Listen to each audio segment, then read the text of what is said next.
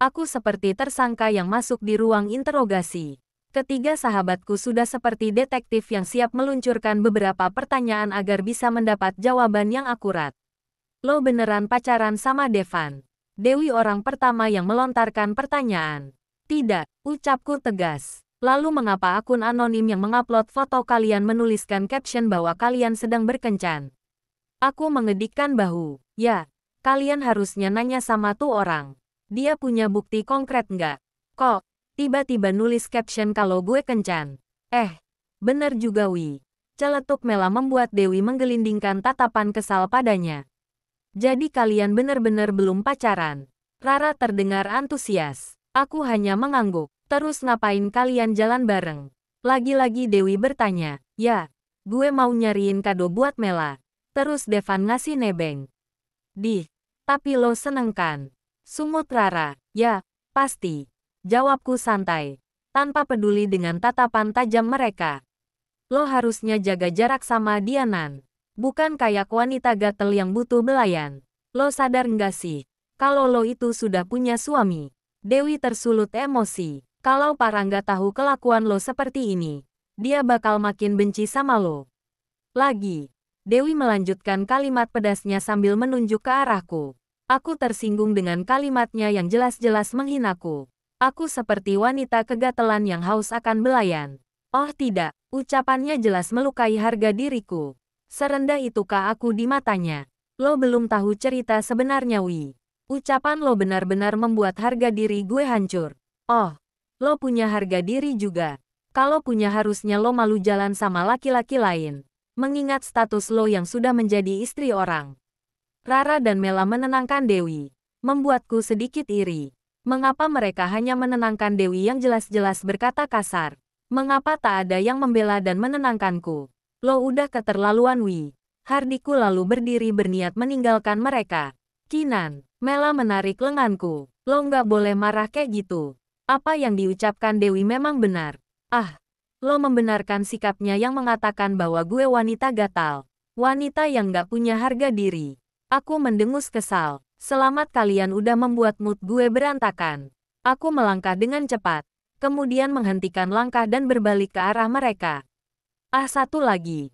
Sekarang gue percaya bahwa kawan jadi lawan itu memang benar adanya. Dengan perasaan kesal, aku masuk ke rumah. Berjalan ke dapur dan bersiap memasak untuk makan malam.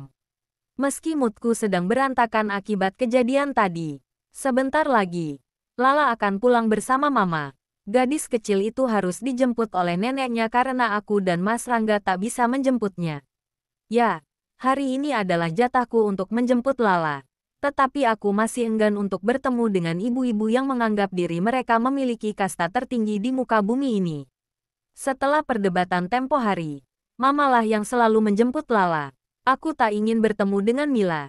Takut tanganku ini akan mencakar wajah sok polosnya yang selalu haus akan simpati dari orang lain. Kejadian siang tadi tiba-tiba terlintas lagi di otakku. Orang-orang yang kuanggap kawan malah mengatakan kalimat yang membuatku kecewa. Aku tahu ini salah. Tetapi mereka tak pantas merendahkan dan menghinaku. Aku yakin ucapan Dewi tak mengandung unsur kebercandaan. Ia mengatakan dengan sangat serius. Dan berasal dari hati yang paling dalam. Mungkin saja kalimatnya itu adalah unek-unek yang selama ini dipendam. Suara pintu berderit mengalihkan pandanganku ke ruang tamu yang bisa terlihat langsung dari dapur. Kukira Lala dan Mama. Ternyata Mas Rangga. Keningku berkerut samar. Biasanya ia akan pulang jam 4 sore. Tetapi hari ini berbeda.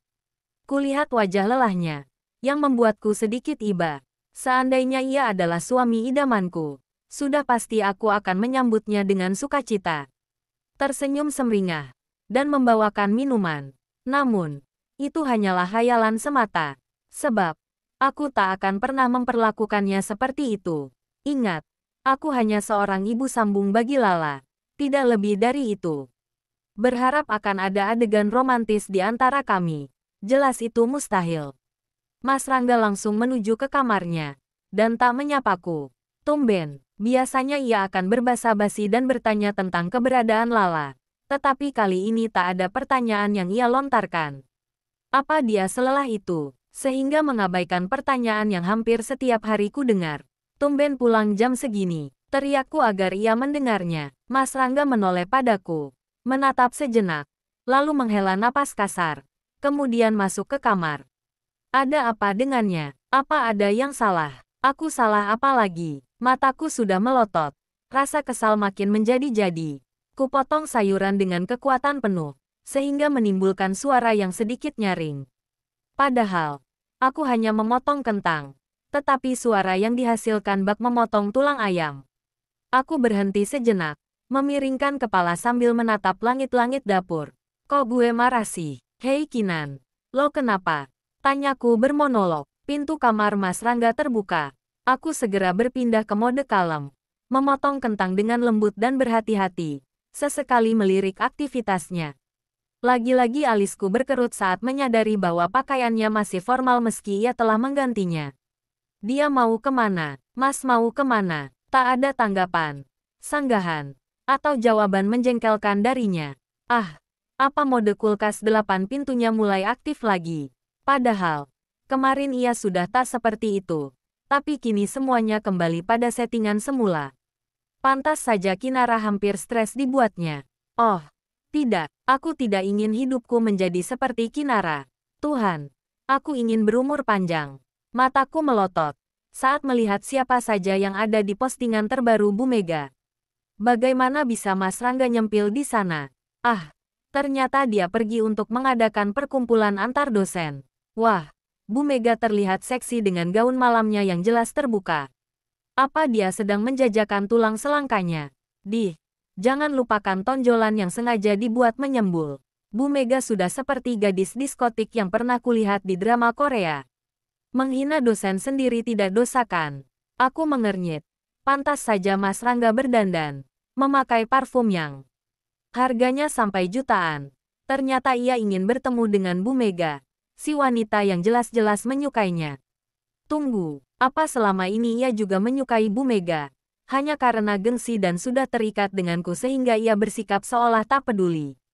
Masih dengan rasa penasaran, aku kembali melihat postingan terbaru yang diunggah beberapa detik yang lalu. Wah, aku benar-benar speechless dibuatnya. Bu Mega mengunggah foto dan menandai Mas Rangga. Captionnya benar-benar membagongkan. Apa dia sengaja agar orang lain menganggap mereka sedang berkencan? Hari pertama, aku menjerit sambil tertawa kecut. Wah, jangan lupakan tanda lope-lope yang bejibun, kataku lagi. Komentar yang sudah puluhan menarik perhatianku. Bisa kutebak akan banyak pertanyaan yang isinya menanyakan tentang hubungan mereka.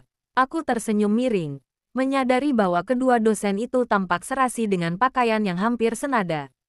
Ah, masih hampir. Belum sama. Lah, kok gue malah ngebandingin sama diri sendiri sih? Wah, gue bener-bener sudah gila. Aku tercenung sejenak, masih fokus pada benda pipi yang menampakkan foto keduanya. Mengapa ada perasaan tak nyaman, sekaligus sesak? Ini bukanlah rasa cemburu. Bukan. Bodoh, Mas serasi banget sama Bu Mega, kataku saat ia telah pulang. Aku sengaja menunggunya dengan alibi sedang menonton sinetron. Padahal tidak sekalipun aku menatap ke arah televisi dan hanya sibuk memandang jam dinding dan ponsel bergantian. Lala sudah tidur, menjelaskan bahwa Mas Rangga pulang tengah malam. Tak biasanya ia pulang selarut ini. Apa acaranya begitu menyenangkan, sehingga ia sampai lupa waktu. Apa sekarang dia membalas dendam? Apa Lala sudah tidur? Tanyanya membuatku menegakkan badan karena ia telah membuka obrolan. Ya tentu saja, ia bahkan berkali-kali menanyakan keberadaanmu. Tapi saya hanya menjawab bahwa Mas sedang sibuk. Mengapa kau tak menghubungi dan bertanya tentang keberadaanku? Aku menaikkan alis, sedikit bingung. Kenapa aku harus menghubunginya? Padahal aku tahu di mana keberadaannya. Gara-gara postingan Bu Mega membuatku tak perlu lagi menduga-duga akan keberadaannya. Ah, kamu juga tak menyimpan kontakku bukan? Enggak, aku terbelalak. Mas Rangga mengerutkan alis. Maksudnya, saya punya. Tapi saya tahu Mas ada di mana. Jadi untuk apa menghubungi lagi? Saya kan sudah bilang kecuali dalam situasi terdesak, akan saya hubungi. Hening, ia menatapku lekat-lekat, membuatku sedikit salah tingkah dan berkali-kali mengerjapkan mata. Aku benar-benar kikuk, seakan mati gaya. Oh my god, Ratu Jangkrik yang biasanya jingkrak-jingkrak tiba-tiba menjadi ulat bulu. Diam dan hanya nemplok di ranting.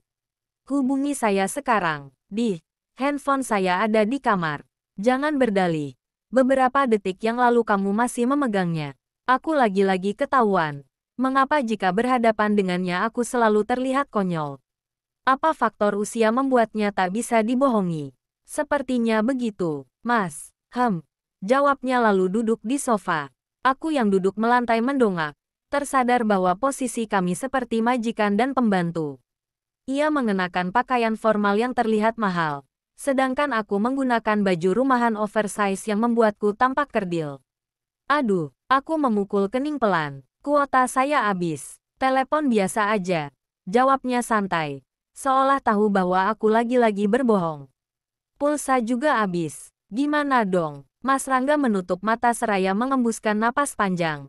Lalu dengan gerakan cepat ia mengambil ponsel yang kupegang. Mas, jeritku. Aku segera berdiri dan berusaha menjangkau ponsel tersebut. Namun nahas.